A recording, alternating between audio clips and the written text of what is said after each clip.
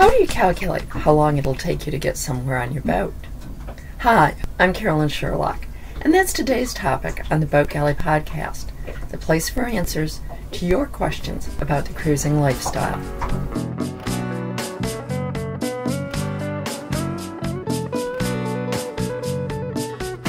This episode of the Boat Galley Podcast is sponsored by SeaTech Systems. SeaTech offers cruiser-tested solutions for weather, navigation, and communications. SeaTech solutions include satellite internet, Wi-Fi, cellular, and single sideband. What's more, SeaTech offers do-it-yourself electronics consulting with custom wiring diagrams and professional advice for your electronics DIY installation and integration projects. Visit sea-tech.com. That's SEA-TECH.com for more information.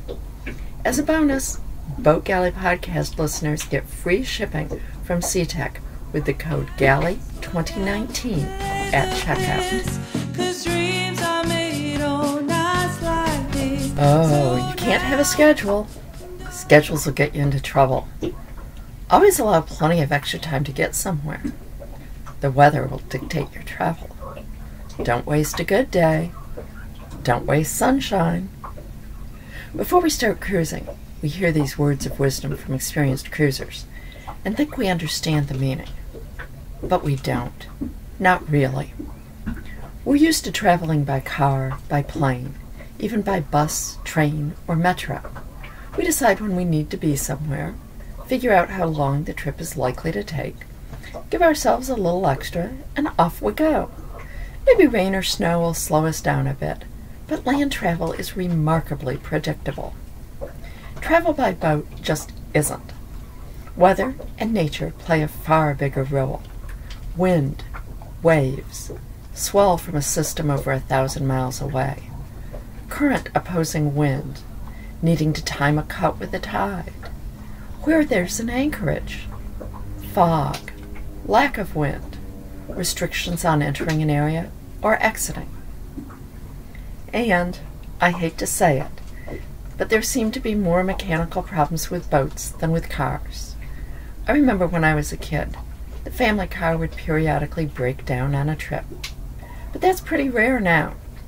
We're not used to delays of that sort, or that we might have to fix it ourselves.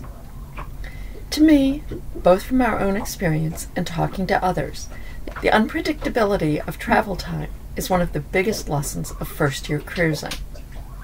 Coming from land-based travel, it seems totally reasonable to say something like, I can easily make 40 miles a day, and where I want to go is 400 miles away. So that's 10 days. I'll give myself 2 weeks since everyone says to allow extra time. It might work. More often you might either find yourself making alternate arrangements to get there, such as putting the boat in a marina and taking a bus, or traveling in marginal, or worse, conditions. The past few weeks, I've had notes from a couple of readers and seen a whole lot of Facebook posts of people not getting where they wanted by a specified date. One, Larry Weber, gave me permission to share his story to show how delays just happen. He bought Katrina, a 31-foot Pacific Seacraft Mariah, in July in Rockland, Maine. The original plan was to start setting south in mid-August. Well, waiting for a dock space to install a wind vane pushed him back about 2 weeks from his original 6 weeks to make 600 miles plan to get to Annapolis for the sailboat show. A dropped part in murky water caused a 3-day delay in the installation until the third diver called in managed to find it. Squally, windy weather delayed departure another 2 days. Needing high tide to leave the dock meant leaving late morning. Another day of bad weather along the Maine coast kept him at anchor a day. A day and a half of pea soup fog made travel impossible. The gooseneck on his boom broke, causing him to pull into an anchorage early one day to attempt a repair. It didn't hold, which caused another short day the next day to stop in Salem, Massachusetts to get supplies for a better fix. Then he holed up in Salem for another day to let the remains of Hurricane Florence pass overhead. North winds against a large swell from the south, kicked up by Florence, made for nasty 5 to 8 foot square waves in Massachusetts Bay. It took 5 days to make 50 miles. Extra miles were added to find protected anchorages. The Cape Cod Canal has to be timed with the tide and current, and also has to have favorable winds for exiting. Larry thought that 4 weeks was plenty of time to go 600 miles from Rockland, Maine to Annapolis for the boat show. The family he'd bought the boat from did the reverse trip with their new boat in 2 weeks. A single-hander and new to cruising, Larry admits that he's still getting into the rhythm of being on the move and learning to equate weather forecasts with what he actually sees on the water. Each decision, taken in isolation, is simple.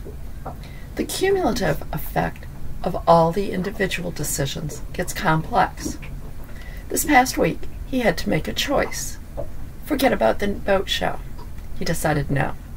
He could sail Katrina to Newport, Rhode Island, where there's a military marina he could leave her while going to the boat show by land.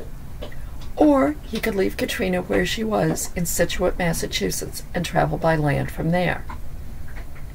At first, he said, it looked like there'd be a great 4 or 5 day window to get down to Newport, maybe even New London. Then it was a 3 to 4 day window. Then a half day in the middle of that, which was really adverse. There were also budgetary concerns. Leaving her in Scituate would be considerably cheaper than Newport or New London, even with below market rates of the military marinas.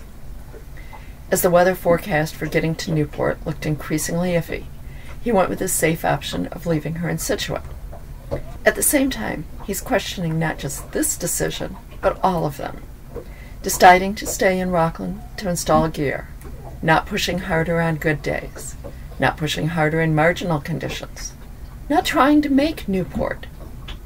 Larry's note to me said the transition to boat travel has been more trying than he expected. So many parts, all constantly moving, was his description. From others who have written me with similar tales, it's not a matter of being unprepared, of not knowing how to sail or plan a passage. It's just that learning to do it day in, day out, figuring tides, winds, timing cuts, figuring stops and backups, is hard. Made even harder by the fact that for however many years we've been traveling on land, and things usually went pretty much according to plan. Cruisers joke about plans being written in jello on a hot day or in the sand at low tide. We say we understand that when we start cruising, but all it takes is our first trip to grasp that we really didn't. We all start out making plans and having schedules, because that's what we've done all our lives. And we soon learn that Mother Nature may have different plans, and hers win. Thanks for listening. If you like the show, please be sure to subscribe in your podcast app. Just search for the Boat Galley Podcast. And reviews are always appreciated. Until next time, then.